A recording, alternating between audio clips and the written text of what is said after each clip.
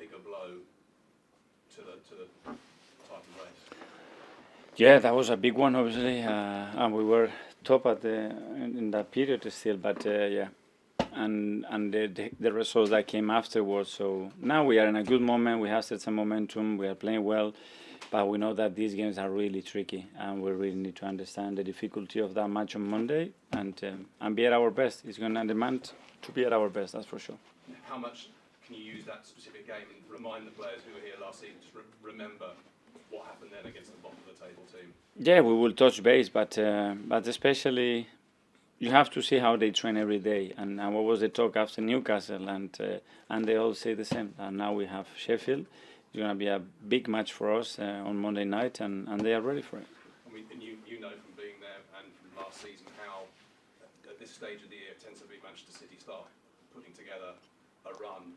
And when you see something like the other night against Luton with De Bruyne and Haaland just working perfectly again, how much does that emphasise that there isn't any room? There's no room for draws.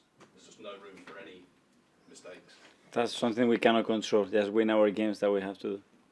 But how do you stop that being intimidating? Because we all know the titles that Guardiola has won, they always go on these runs of 13, 14, 15 games in a row. How do you stop your team from worrying about what City are doing? Well, that's why they've won so many leagues, because at the end of the season, when you start planning what you need to win the Premier League, you have to start thinking that you might need 90 points, 100 points. Nobody's done that in this league, in the history. That's the challenge. Thanks, Dan. Harry? Hi, Mikel. On Bukayo Saka, I don't know, a couple of months ago, maybe before you went on your little midwinter break, people going, oh, he's having an average season, not quite reaching the standards of last season. And, I mean, looking at his stats now, he's already broken what he did last season. He's on this incredible run. Was it just a break, or that little... he needed sort of freshening up, or did he take heart of what people were saying and think, I need to start stepping it up? No, I think players have moments, and as well you just analyzing the attacking stats or the goals or assists. Then if you made the judgment because of that, that's it. But his overall play, his overall contribution, his number, the way he was affecting the game is still really high. He's been more efficient. The answer is yes, and the impact that he's had in the team the last 7-8 games has been really good. So really happy to have players in form. And I appreciate it's not just him, you know, because it's a collective going forward. So the fact he got a new deal, and Martin did, and Martinelli, and yet they've all continued perhaps to produce, and they're getting better and better. How good does that feel? That because it's not everywhere that players sign new deals and then they go into a new run of good form, and sometimes it tails off a bit, we've seen.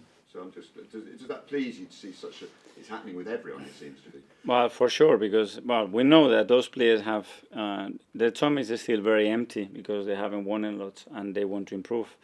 And that was part of the reason why we want to renew, because we know that it can be something that is motivating for them, that gives them the reassurance and the incentive to continue to what they are doing, and that is not going to stop them be willing to be better and improve, because they're still so young and they have a lot to do.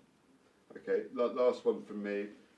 Been quite a few pundits giving opinions about certain teams this week, with managers having their responses.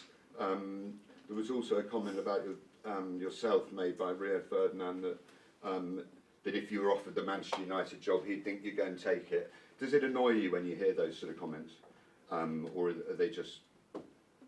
No, I think it's part of our job. You know, we are exposed to the media, we are exposed to the pundits, and they have their opinion. The only thing is that normally we highlight the ones that they are not that positive.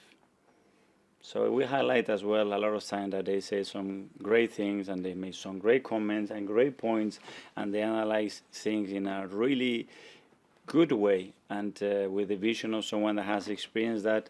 I think it will be much better. But sometimes we focus too much on the negatives. Thank you. Thanks, H. Ryan, finish this section. Hi, Mikel. Hi. You had 63 points at this stage last season. You were top after beating Bournemouth 3-2. You've got 5 points less at this stage of the season. But do you feel you're in better stead because you're more experienced, because you had that experience last season during the run-in? Yeah, I think we are where we deserve to be, and we could be probably a little bit better in terms of the points that we have deserved in the league. But yeah, to do it consecutively for 2 seasons, apart from that, by being in the Champions League, which is another step that makes obviously the challenge more difficult, and the amount of injuries that we had, I think we are doing good, but we want to do better. That's for sure. And last one from me. Your core seems to have grown stronger with every season that's gone by under your leadership. Does it kind of ease the pressure, and is it comforting knowing this team is equipped to compete for the foreseeable? Sorry, can you repeat the question? Your core of your team seems to have got stronger every year. It seems to get bigger. Is it comforting when you're going into this pressure into the season that you know you've got a team that's equipped to compete for the foreseeable, not just this season? Yeah, for sure, and obviously they've been developing, and we make some very important signings as well. Have contributed in a really powerful way to the team, to the squad, and they have to be accountable and responsible as well, and take ownership, and they're doing that, I think, in a great way. Thanks, Ryan. Final section then, embargoed for Sunday, 10